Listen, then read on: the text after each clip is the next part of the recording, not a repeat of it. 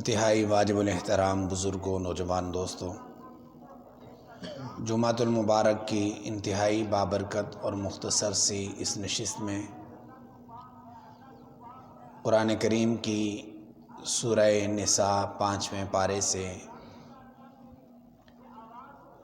2 آیات کریمہ آپ کے سامنے تلاوت کی ہیں۔ حق تعالیٰ سے دعا ہے کہ وہ مجھے حق سچ کہنے کی، ہم سب کو سن کر عمل کرنے کی توفیق مرحمت فرمائے۔ اللہ تبارک و تعالیٰ نے نبی پاک صلی اللہ علیہ وسلم کو اس جہان کے لیے مقتدا اور پیشوا بنا کر بھیجا ہے۔ ہر نبی اپنے اپنے دور میں اپنی امت کی رہنمائی کرتے ہوئے اس دنیا سے کوچ کر گئے، اور ان کا زمانہ وہی زمانہ تھا جس زمانے میں انہیں مبعوث کیا گیا۔ کوئی علاقے کے لیے، خاندان کے لیے، بستی کے لیے، ملک کے لیے، جزیرے کے لیے نبی آتے رہے، اور آخر میں نبیوں کے جو امام آئے ہیں وہ تا قیامت آئے ہیں۔ تا قیامت سارا زمانہ انہی کا ہے، تا قیامت سارا مکان انہی کا ہے۔ یہ اب اس درمیان میں رہنمائی کے لیے اگر کسی کو رجوع کرنا ہے تو وہ اللہ کے رسول صلی اللہ علیہ وسلم کے دربار میں ہی رجوع کر سکتا ہے اپنے مسائل کے حل کے لیے، چاہے کسی بھی طرح کے مسائل ہوں۔ وہ مسائل انسان کے ذاتی ہوں، انفرادی ہوں، اجتماعی ہوں، سیاسی ہوں، تجارتی ہوں، وہ سارے مسائل اللہ تبارک و تعالیٰ نے حضور نبی کریم صلی اللہ علیہ وسلم کی وساطت سے امت تک پہنچائے ہیں۔ اور کسی بھی دور میں امت یہ نہیں کہہ سکتی کہ اس موقع پر ہماری رہنمائی نہیں ہو رہی، لہٰذا ہم تھوڑی دیر کے لیے، تھوڑے دن کے لیے، تھوڑے وقت کے لیے کسی اور کی رہنمائی لے لیں۔ امت کے پاس یہ عذر نہیں ہے۔ ہاں، کم علمی کی بنا پر کوئی آدمی کچھ کہہ دے اور کہے کہ مجھے علم نہیں تھا جس کی وجہ سے میں نے یہ بات کہی ہے، تو اسی وجہ سے اہل ایمان کو اتنی معلومات ضروری ہیں کہ جس شعبے میں وہ لگے ہوئے ہیں اس شعبے کے مطابق ان کا علم ان پر فرض کیا گیا ہے۔ اس شعبہ سے متعلق ان کے لیے علم حاصل کرنا ان پر فرض کیا گیا ہے۔ تجارت والوں کے لیے تجارت کا، حکومت والوں کے لیے حکومت کا، عوام کے لیے، والد کے لیے، اولاد کے لیے، بیوی کے لیے، شوہر کے لیے، یہ سب کے لیے علیحدہ علیحدہ مناصب ہیں، اور اس منصب کے مطابق اسے علم حاصل کرنا ضروری ہے۔ نبی پاک صلی اللہ علیہ وسلم اس جہان سے رحلت فرما گئے ایسی کیفیت میں کہ آپ صلی اللہ علیہ وسلم کے والد گرامی اس دنیا سے پہلے رخصت فرما چکے، آپ کی پیدائش سے پہلے، اور آپ کی والدہ محترمہ چھوٹی عمر میں یعنی 6 سال کی عمر میں اس دنیا سے رخصت ہو گئے۔ ان شخصیات کی رخصتی سامنے رکھی جائے تو حضور نبی کریم صلی اللہ علیہ وسلم کی تربیت کو دیکھا جائے کہ آپ کی تربیت کیسے ہوئی۔ حضور نبی کریم صلی اللہ علیہ وسلم اپنے والد کے لیے بڑے پریشان رہتے اور کہتے کہ کاش میں بھی اپنے والد کو دیکھ پاتا، میں بھی اپنے والد کی زیارت کر لیتا۔ اللہ تبارک و تعالیٰ کے سامنے درخواست کی کہ اے اللہ، تیرے خزانے میں کوئی کمی نہیں، میرے والد گرامی اس دنیا سے رخصت ہو چکے ہیں، دل تو بڑا چاہتا ہے ان کی زیارت کروں، لیکن وہ موقع میسر نہیں ہے۔ تیری سنت ہے، تیرا ایک وقت مقرر ہے، اس پر تو ملاقات کراتا ہے، اس کے بعد واپس بلا لیتا ہے، اس پر میں راضی ہوں۔ زیارت کا بھی جی چاہتا ہے اور یہ بھی جی چاہتا ہے کہ میں کسی کو ابا کہوں، لیکن وہ شخصیت نہیں ہے۔ آپ صلی اللہ علیہ وسلم کی اس تڑپاہٹ اور اس پریشانی پر اللہ تبارک و تعالیٰ نے ان کی رہنمائی فرمائی۔ فرمایا کہ میرے محبوب، اگر تجھے والد کی زیارت کرنی ہو تو اپنے عم محترم سیدنا امیر حمزہ رضی اللہ تعالیٰ عنہ کی زیارت کر لیا کر، کہ یہ آپ کے چچا بھی ہیں اور شباہت میں بالکل آپ کے والد کی طرح ہیں، مشابہت میں، شکل و صورت میں آپ کے والد کی طرح ہیں، آپ ان کی زیارت کر لیا کرو، ایسا ہی ہے جیسے آپ نے والد کی زیارت کی ہے۔ دوسرا سوال جو کیا کہ میں کسی کو کہوں تو کیسے کہوں، اللہ تبارک و تعالیٰ نے رہنمائی فرمائی اور فرمایا کہ آپ کا جو غلام ہے ابو بکر صدیق، وہ عمر میں گو آپ سے 2 سال چھوٹا ہے، لیکن بیٹی کا رشتہ دینے کے بعد وہ آپ کے لیے سسر بنا ہے، اور سسر کا درجہ والد کا درجہ ہوتا ہے۔ اگر آپ چاہیں کہ کسی کو ابا کہیں تو ابو بکر کو ابو کہہ لیا کریں۔ یہ حضور صلی اللہ علیہ وسلم کی وہ ادائیں ہیں جو ہماری تربیت کر رہی ہیں کہ اس دور میں اگر کسی کے پاس والدین کی نعمت ہے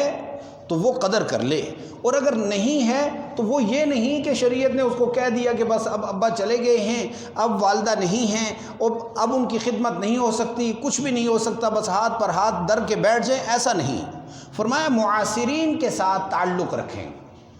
اپنے والدین کے معاصرین کے ساتھ، مطلب یہ ہے کہ ان کے دوستوں کے ساتھ، اپنی والدہ ہے تو اس کی سہیلی، آپ کی والدہ ہے تو اس کی ہمشیرہ ہوگی، اس کی اور کوئی کزنز زندہ ہوں گی، ان کے ساتھ تعلق رکھیں، ایسا ہی ہے جیسے آپ اپنی والدہ سے حسن سلوک کر رہے ہیں۔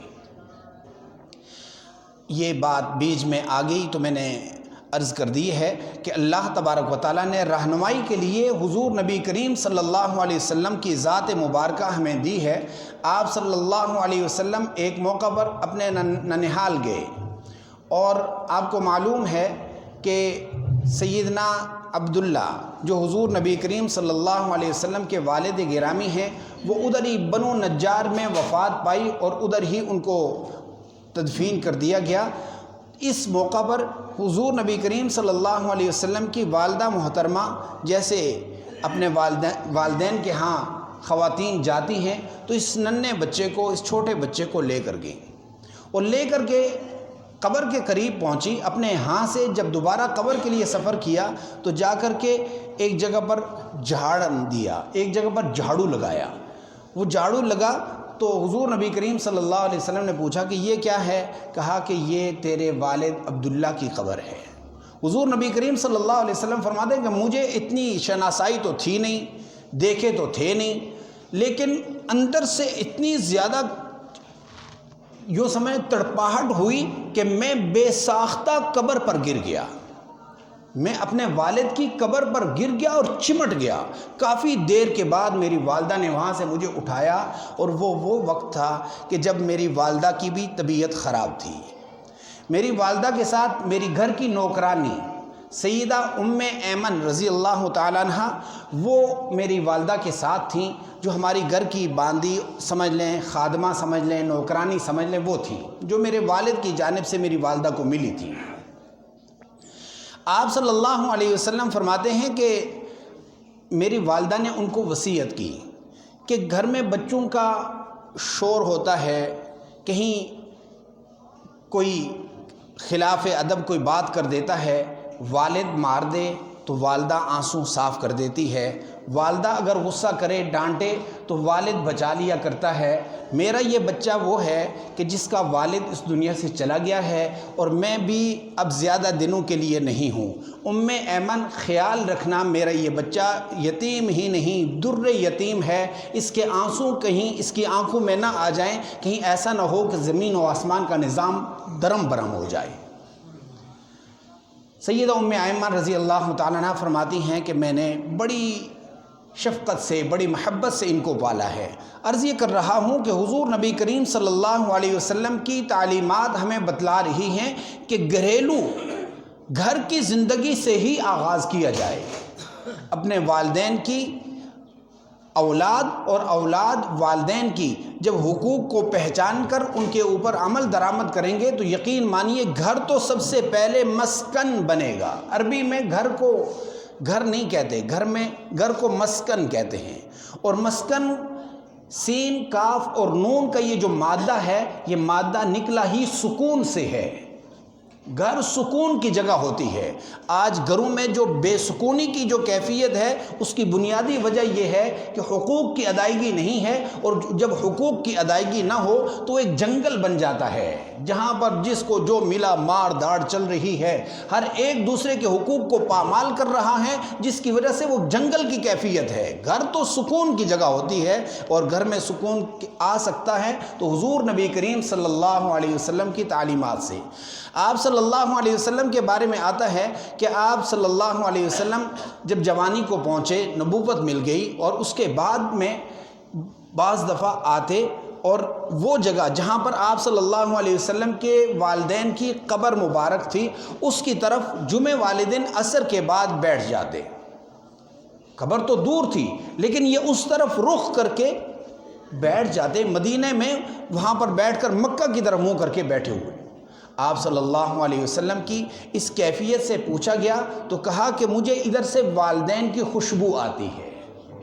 مجھے میرے والدین کی خوشبو آتی ہے، اور فرمایا کہ جو قبرستان میں اس حالت میں چلا جائے اور جا کر کے اپنے والدین کے لیے ایک دفعہ سورہ یاسین پڑھ لے، وہ سورہ یاسین اس کے والدین کی بخشش کا ذریعہ تو بنے گی، 40 دن تک پورے قبرستان سے عذاب کو اٹھا لیا جاتا ہے۔ کتنی مبارک تعلیمات ہیں ان والدین کے لیے، اس اولاد کے لیے کہ یہ اولاد اپنے والدین کی کبھی کبھار تو ضرور قبر کی زیارت کرے، اور ہمت کر کے کوشش کر کے وہاں سورہ یاسین مکمل پڑھ لی جائے۔ زیادہ وقت نہیں لگتا، 2-4 منٹ ہی لگتے ہیں، سورہ یاسین بھی پڑھی جا سکتی ہے، اور ساتھ ہی روزانہ کے اعتبار سے ایصال ثواب کا عمل دہرایا جائے۔ اور ایصال ثواب میں اپنے والدین کے لیے درود شریف، اپنے والدین کے لیے استغفار، اپنے والدین کے لیے آدمی سورہ فاتحہ اور 3 دفعہ سورہ اخلاص پڑھ لے، اور پھر یہ جمیع دادحال، نانحال اور سسرال ہر ایک مسلمان کی نیت کر لے۔ انسان کا نیت کرنا کمزور ہے، اللہ کا پہنچانے میں کوئی کمزوری نہیں ہے، وہ ہر آدمی کو اس کا ثواب پہنچا سکتا ہے۔ بہرحال بات یہ کر رہا تھا، من یطع اللہ والرسول، کہ جو شخص بھی اللہ کی اور اللہ کے رسول کی اطاعت کرے گا، فاولئک مع الذین انعم اللہ۔ دوران ہفتہ درس میں یہ بات گزری تو میں نے چاہا کہ دوبارہ آپ حضرات کے ساتھ بھی اس کا تذکرہ کر لیا جائے۔ آپ صلی اللہ علیہ وسلم کے ایک صحابی ہیں کہ جنہیں آپ صلی اللہ علیہ وسلم کے ساتھ اس قدر محبت، سارے صحابہ کو محبت تھی لیکن ان کو تو ایک ایسی محبت تھی کہ جس کا تذکرہ اللہ نے قرآن میں فرما دیا۔ اس صحابی رسول نے آپ صلی اللہ علیہ وسلم سے اپنی پریشانی کا تذکرہ کیا کہ میں گھر مزدوری سے آتا ہوں، کاروبار سے، محنت مزدوری سے جب واپس گھر پہنچتا ہوں تو گھر میں آ کر اگر پوچھتا ہوں کھانے کو ہے تو ٹھیک، نہیں ہے تو میں سیدھا آپ کی زیارت کو آ جاتا ہوں۔ میں آپ کی زیارت کر کے اپنے پیٹ کو بھر لیتا ہوں، اپنی آنکھوں کو فریش کر لیتا ہوں، تازہ کر لیتا ہوں، مجھے پیاس نہیں لگتی، بھوک نہیں لگتی آپ کی زیارت کی وجہ سے۔ اور مجھے جب سے آپ نے جنت کا تذکرہ فرمایا ہے کہ جنت میں جانا ہے تو مجھے اس وقت سے بڑی پریشانی لاحق ہے۔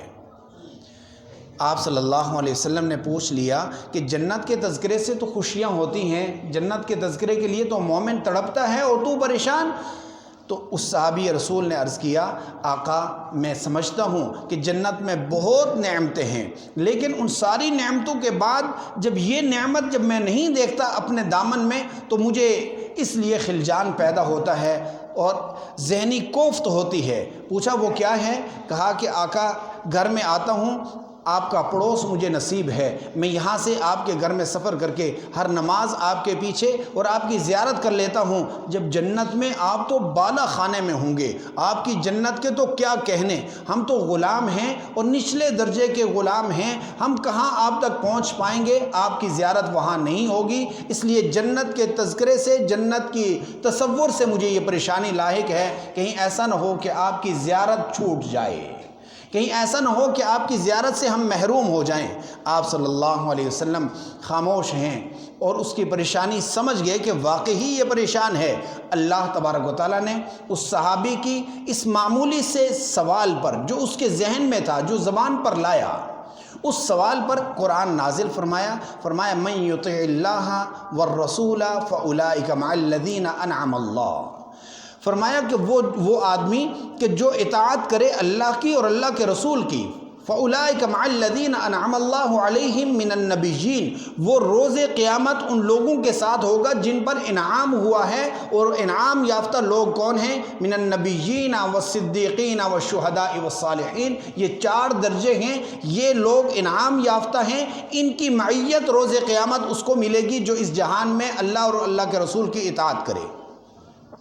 میرے بھائی، اللہ اور اس کے رسول کی اطاعت کے لیے ایک خاص ہم نے سانچہ اور ذائچہ بنا لیا ہے، اور وہ ذائچہ ہمارا یہ ہے کہ اللہ اور اس کے رسول کی اطاعت کے لیے ضروری ہے کہ ہم ایک بڑی سی دستار ہو جو سر کے اوپر باندھ لیں، اور ایک بڑا سا جبہ کبا ہو اور وہ پاؤں تک لٹکایا ہوا ہو، اور 1000 دانے والی تسبیح ہو تو وہ ہاتھ میں ہو، ایسا نہیں ہے۔ یہ ہمارا بنایا ہوا خاکہ ہے۔ اللہ کے رسول کی اطاعت اور اللہ کے رسول کی اطاعت ایسی نہیں ہے کہ کوئی آدمی کسی کو مشقت میں ڈال دے۔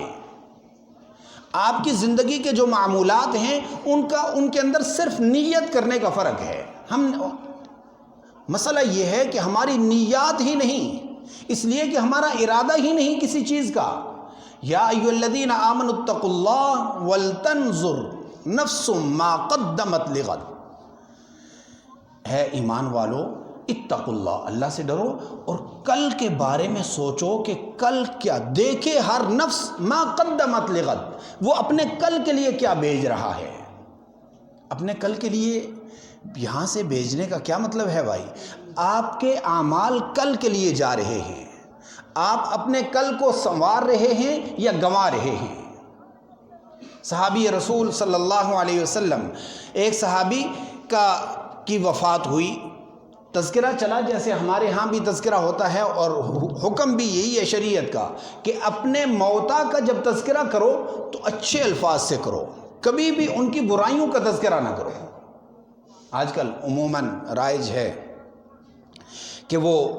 سٹیٹس لگ جاتا ہے، ویڈیوز بن جاتی ہیں، اس کے اوپر ایک دکھیا سی وہ نظم نعت اور ترانہ سا لگ جاتا ہے، اور آدمی سمجھتا ہے کہ یہ بھی ایک حق ادا ہو رہا ہے۔ لیکن ہوتا کیا ہے؟ ہوتا یہ ہے کہ اس کے اندر بندے کی وہ تصاویر جو خلاف شرع ہیں، تصویر تو ویسے بھی خلاف شرع ہے، لیکن وہ تصویر جو حضور کے ساتھ مطابقت نہیں رکھتی وہ چل رہی ہے۔ معنی یہ کہ یہ تو بندہ اس دنیا سے چلا گیا، اس کی برائیوں کا سلسلہ ختم ہو گیا، لیکن اس کی برائیوں پر آئندہ آنے والی نسلوں کو بھی آگاہ کیا جا رہا ہے کہ صاحب ایسے تھے۔ یہ ایک عمومی رواج بن چکا ہے، اس لیے میں عرض کر رہا ہوں، ہمیں تو حکم ہے اپنے موتا کا اچھا تذکرہ کرو، اس کے اچھائیوں کو بیان کرو۔ جب بھی آپ کی آپس میں بیٹھیں، جب تعزیت کے لیے جائیں تو تعزیت میں مسنون یہ ہے کہ اس کی اچھائیوں کا تذکرہ کر کے کہیں کہ اللہ تعالیٰ اس کی اچھائیوں کو قبول فرمائے اور اس کی مغفرت فرمائے، یہ تعزیت ہے۔ بس عرض یہ کر رہا ہوں، صحابی رسول کا تذکرہ ہوا اور اس کی وفات پر دوسرے صحابی نے فرمایا ماشاءاللہ کیا موت پائی ہے، اور یہ تو سیدھا جنتی ہے۔ اللہ اکبر، کیوں نہ ہو، ہر صحابی رسول جنتی ہے، ہر صحابی رسول، مسلمان کا عقیدہ اور نظریہ ہونا چاہیے، ہر صحابی جس نے ایک لمحے کے لیے بھی حضور کی زیارت کی ایمان کی حالت میں، وہ ایمان پر خاتمہ ہوا، وہ مومن ہے اور وہ جنتی ہے۔ اس لیے کہ ہماری 100 سالہ مجاہدات، ریاضات اور ہمارا یہ جو محنت مشقت کرتے ہیں نمازوں کی، عبادتوں کی، یہ ہمیں سے عبادت کا تول ہوگا، اس کو چیک کیا جائے گا، یہ اخلاص کے ساتھ تھی یا نہیں، صحیح تھی یا نہیں، سنت کے مطابق تھی یا نہیں۔ لیکن صحابی رسول کا جب تذکرہ آئے گا تو ان کے اعمال کو تولا نہیں جائے گا، ان کی نسبت کو دیکھا جائے گا کہ اس کی نسبت کس کے ساتھ تھی۔ اس نے دیکھا کس کو تھا، ان آنکھوں کے ساتھ زیارت کس کی تھی، اس پر ان کا فیصلہ کیا جائے گا۔ وہ ایک نگاہ نبوت ان کے اندر سے ساری گندگی صاف کر دیتی تھی، وہ مزکہ ہو جاتے، سارے پاک ہو جاتے۔ صحابی کا تذکرہ اور صحابی کا جو تجزیہ تھا وفات پر بالکل برحق کہ یہ جنتی ہے، لیکن امت کی رہنمائی کے لیے حضور نبی کریم صلی اللہ علیہ وسلم نے اگلا جو جملہ ارشاد فرمایا وہ انتہائی اہم ہے اور ہم سب کے لیے ہے۔ فرمایا کیسے آپ یہ کہہ سکتے ہیں کہ یہ جنتی ہے، حالانکہ ممکن ہے، فرمایا ممکن ہے اس نے کوئی ایسا عمل کیا ہو کہ جو لا یعنی میں آتا ہو، یا اس نے کوئی ایسا عمل پر بخل کیا ہو کہ جو اس کے ادائیگی میں اس کو کوئی بھی نقص نہیں آتا تھا۔ مطلب یہ تھا کہ لا یعنی میں کوئی ایسا عمل کیا ہو کہ جو اس کو فائدہ نہ پہنچا رہا ہو دنیا میں۔ اس جملے پر ہمارے لیے تنبیہ یہ ہے کہ ہمارے تو گھنٹوں کے گھنٹے ایسی چیزوں میں لگتے ہیں کہ جس میں نہ دنیاوی فائدہ ہے نہ اخروی فائدہ ہے۔ گھنٹوں گپ شپ میں لگ جاتے ہیں، موبائل میں لگ جاتے ہیں، سوشل میڈیا میں لگ جاتے ہیں۔ حضور فرما رہے ہیں کہ تم جنتی کہہ رہے ہو سکتا ہے اس نے کوئی ایسا لمحہ ضائع کیا ہو جو لا یعنی میں لگا ہو، اور ہمارے گھنٹوں اور دن اس میں صرف ہو رہے ہیں۔ اس لیے اس بات کو بھی دیکھا جائے۔ اور دوسرا جملہ جو ارشاد فرمایا کہ کسی ایسی چیز پر بخل کیا ہو کہ جس کے خرچ پر اس کا کچھ جانا نہیں تھا، اس کا کوئی نقصان نہیں ہونا تھا، لیکن اس نے کسی چیز پر بخل کیا ہو۔ امت کے لیے تعلیم یہ ارشاد فرمائی کہ کوئی آدمی ایسی بات، ایسا تذکرہ، ایسا اخلاق کہ جو پیش کرنے سے اس کا کچھ جانا نہیں ہوتا اور وہ اس سے بخل کر لے، اس پر بھی پکڑ ہوگی، اس پر بھی پکڑ اور گرفت ہوگی۔